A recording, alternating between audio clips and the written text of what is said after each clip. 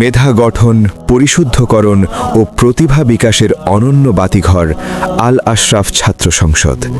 গত 14 ডিসেম্বর 2026 রবিবার জামিয়া ইসলামিয়া দারুল উলুম মাদানিয়া বিশ্বনাথের আল আশরাফ মিল নায়তনে অনুষ্ঠিত হয়ে গেল এক আধ্যাত্মিক ও জ্ঞানদীপ্ত আল আশরাফ অনুষ্ঠান 2025। বাদ জোহর থেকে মধ্যরাত পর্যন্ত চলা এই আয়োজনে মুখরিত ছিল পুরো জামিয়া প্রাঙ্গণ। কোরআনের নূর আর ইলমের আলোয় সাজানো এই অনুষ্ঠানে প্রধান অতিথি হিসেবে উপস্থিত ছিলেন অত্র জামিয়ার সম্মানিত প্রিন্সিপাল মাওলানা শিব্বির আহমদ বিশ্বনাথী দামাত বারাকাতুহুম। তার মূল্যবান নসিহত ও দিক নির্দেশনা তরুণ শিক্ষার্থীদের আগামীর পথ চলায় নতুন প্রাণশক্তির যোগান দিয়েছে। অনুষ্ঠানটিতে সভাপতিত্ব করেন আল আশরাফ ছাত্র সংসদের নির্বাহী সভাপতি মুফতি ইকবাল হুসাইন দামাত বারাকাতুহুম এবং সহসভাপতি মাওলানা হাসান বিন ফাহিম দামাত বারাকাতুহুম। এবারের আয়োজনে শিক্ষার্থীদের সুপ্ত প্রতিভা বিকাশে ছিল বহুমুখী প্রতিযোগিতা।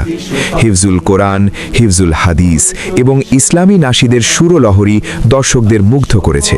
পাশাপাশি আরবি, ইংরেজি ও বাংলা ভাষায় শিক্ষার্থীদের সাবলীল ও জ্ঞানগর্ভ বক্তৃতা প্রমাণ করে দিয়েছে যে আমাদের তরুণ প্রজন্ম আধুনিক ও দ্বীনি শিক্ষায় কতটা আত্মবিশ্বাসী।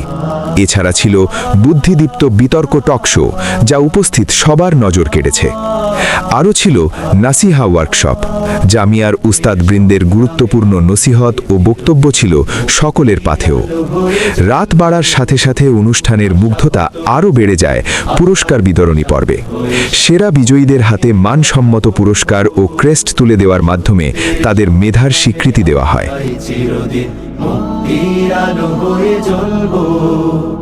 আশাহত এ জাতি আশার প্রাসাদ হয়ে সামনের কথা বলবো।